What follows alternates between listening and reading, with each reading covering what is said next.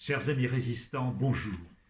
Aujourd'hui, nous sommes le mercredi 22 juillet et je viens avec vous, si vous le voulez bien, commenter l'actualité et essayer, comme je le dis toujours, d'en dégager un petit peu la substantifique moelle. La France s'est dotée d'un nouveau gouvernement. Rien de bien nouveau.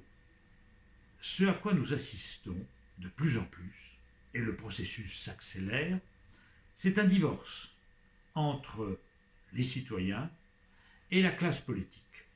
Ce n'est pas vrai qu'en France, c'est un phénomène mondial. Et cela nous interpelle et nous amène à réfléchir pourquoi.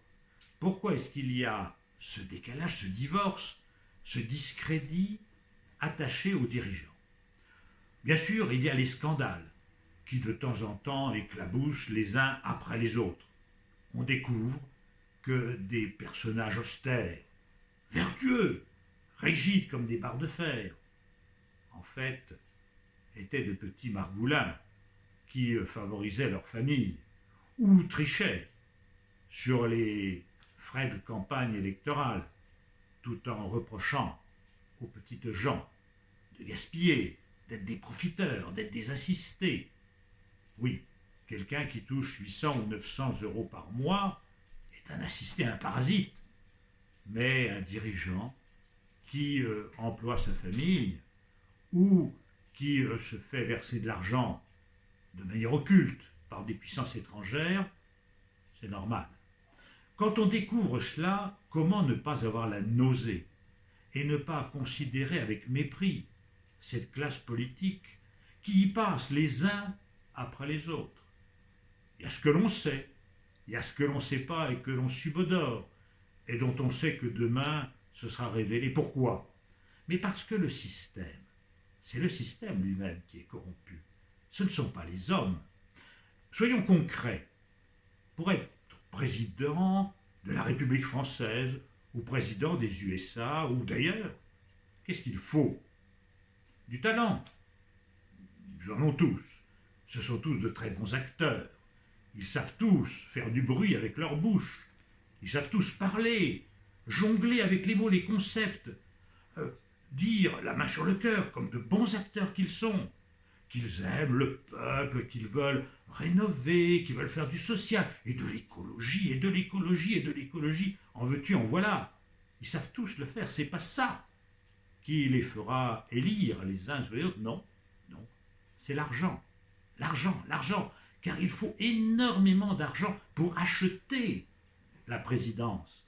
Et je dis bien le mot, acheter la présidence des pays. Dès lors, c'est le système qui est corrompu en lui-même. Ce n'est pas tel ou tel individu. C'est pour ça qu'ils y passent les uns après les autres. Parce qu'ils ne peuvent pas impunément accéder au pouvoir. Le pouvoir, dans nos démocraties plutocratiques, la plutocratie, ça veut dire quoi? C'est le pouvoir de l'argent. Dans nos démocraties plutocratiques, le pouvoir s'achète. Il s'achète de deux manières. D'abord par les campagnes électorales, qui coûtent très cher, et également par les amitiés que l'on entretient avec les directeurs de magazines pour qu'ils vous présentent le gendre parfait, l'homme modéré, pondéré, équilibré, face aux agités du bocal, aux hommes dangereux, couteau entre les dents, les méchants, qui sont les représentants de Staline, d'Hitler, de Mussolini, de Mao, que sais-je encore, les uns ou les autres, tous discrédités, sauf le candidat que les propriétaires de journaux, de magazines, de chaînes de télévision veulent voir élu, et tout ça en feignant même la démocratie, c'est-à-dire en permettant à des gens aussi marginaux que Jean Lassalle ou M. Poutou, sympathique s'il en est, d'être candidat, parce qu'on est en démocratie, voyons, bah bien sûr, on est en démocratie, M. Poutou est candidat, il est libre d'être candidat, mais aucune inquiétude, bien sûr qu'il ne sera pas élu, M. Poutou. Alors, donc on peut faire joujou avec la démocratie, mais tout ça c'est falsifié. Alors, ce discrédit s'attachant à la classe politique conduit aussi à un malaise dans la société. Les lois sont faites par les politiques. Donc les lois ne sont plus respectées. Et c'est pour ça que dans tous les secteurs de l'opinion, vous avez des zones de non-droit. Tout le monde le sait pour ce qui est des banlieues, dominées par l'islamisme, fascisme, ou dominées par la pègre et les trafiquants de drogue. C'est vrai aussi dans le monde rural, où la mafia agro-synergétique fait ce qu'elle veut. Je vous en donne un exemple concret. Dans le Lot-et-Garonne, ce n'est qu'un exemple, hein. Si avec celui-là, bon, c'est tous les jours, mais c'est un exemple. Dans le Lot-et-Garonne, contre l'autorisation préfectorale, contre le droit, contre la décision des tribunaux, des notables agricoles ont créé une retenue d'eau sur un cours d'eau en combattant les écologistes. Ils l'ont fait en toute illégalité, en toute impunité, avec beaucoup d'arrogance et beaucoup d'assurance. C'était le lac dit de Caussade, destiné à l'irrigation, vous savez, pour que ces gens-là puissent planter du maïs là où il ne peut pas en pousser, avec force engrais, force pesticides, et tous les problèmes qui s'attachent à l'assèchement progressif du climat, qui est le grand problème de notre temps pour l'agriculture d'aujourd'hui et de demain. Eh bien, ces gens-là, en toute illégalité et en toute arrogance, sans aucune retenue, sans aucune pudeur, ont créé ce lac, au vu au sud de tout le monde, en bravant la gendarmerie. Il s'est trouvé des tribunaux, exceptionnellement, extraordinairement courageux, pour condamner 2 de ces dirigeants agricoles à 22 mois de prison. Ferme, en premier ressort. On verra ce que ça va donner en appel. Mais ça illustre ce que je vous disais, à savoir que les zones de non-droit se multiplient. À la ville et à la campagne, il y aura des villes, il y aura des champs, c'est pas la même chose. Mais c'est le même mépris de la loi.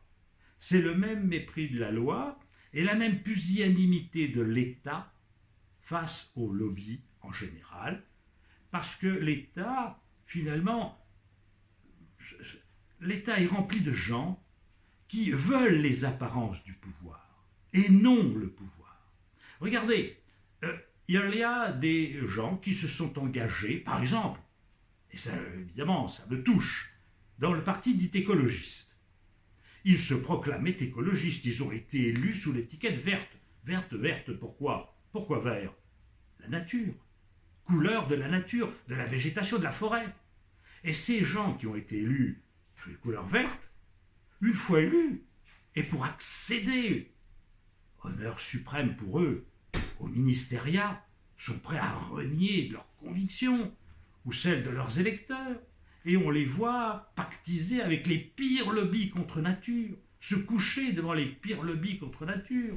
Actuellement, le ministère de l'écologie, de la transition, comme ils disent, écologique, en France, est tenu par une dame qui a été élue, je crois, dans la Somme, sous l'étiquette autrefois verte, puis qui s'est ralliée à la politique de M. Macron, comme certaines de ses collègues avant s'étaient ralliées à celle de M. Valls, qui n'était pas plus ou pas moins écologique que celle-là. Bon, et que voit-on? Est-ce que les lobbies tremblent? Est-ce qu'ils s'effraient? Est-ce qu'ils ont peur? Oh là là là là, un écologiste au pouvoir, pas du tout. Ils savent très bien que ces gens-là n'exercent pas le pouvoir. Ils n'en ont pas la colonne vertébrale. Ils n'ont pas les convictions nécessaires pour changer les choses. Non, ils exercent les apparences du pouvoir. Ce qu'ils voulaient, c'est faire carrière. Ils sont devenus ministres. Pour eux, c'est le summum de l'évolution de leur petit plan d'évolution personnelle. Mais ce n'est pas du tout faire avancer la cause. Cette dame a déjà été d'ailleurs, je crois du temps de M. Valls, secrétaire d'État à la biodiversité. Je ne crois pas que la biodiversité s'en soit beaucoup rendu compte, voyez-vous, et n'attendez pas quoi que ce soit. Donc, si vous voulez, il y a ce divorce entre une classe politique qui parle, qui fait du bruit, qui parle souvent bien, on leur a appris à parler, ils sont forts en rhétorique, ils sont très bons, mais ce sont des gens qui ne savent pas et qui n'osent pas penser le monde. Penser dans les 2 acceptions du mot français, penser E-N et penser A-N, parce que le monde est malade. Et il a besoin de pansement, il a besoin de soins, ce monde. Ce monde se porte mal. Voyez-vous, les gens souffrent sur la planète. La planète souffre. Le climat s'altère, c'est une évidence. Et notamment chez nous, il s'assèche. Plus que d'ailleurs l'évolution des températures, c'est l'absence de précipitations qui me paraissent préoccupantes. La biodiversité se meurt et continue à se mourir, malgré les déclarations nobles, vertueuses des dirigeants. On ne fait rien pour sauver le vivant. La situation sociale se dégrade. Les classes moyennes disparaissent au profit d'une paupérisation qui est assistée, c'est vrai. L'assistanat se porte bien, et heureusement. Et d'un autre côté, des clubs de milliardaires fermés dans une petite caste qui sont les véritables dirigeants de la planète. Parce que c'est eux qui dirigent plus que les présidents, qui ne sont jamais que leurs commis, qui sont à leurs ordres. Et donc, si vous voulez, tout se tient. Et la démocratie est malade. Les gens ne votent plus parce qu'ils se rendent compte que malheureusement, ça ne sert plus à grand-chose. Mais moi, je vous incite, j'ai toujours incité les gens à voter en vous disant, écoutez, choisissez les moins mauvais.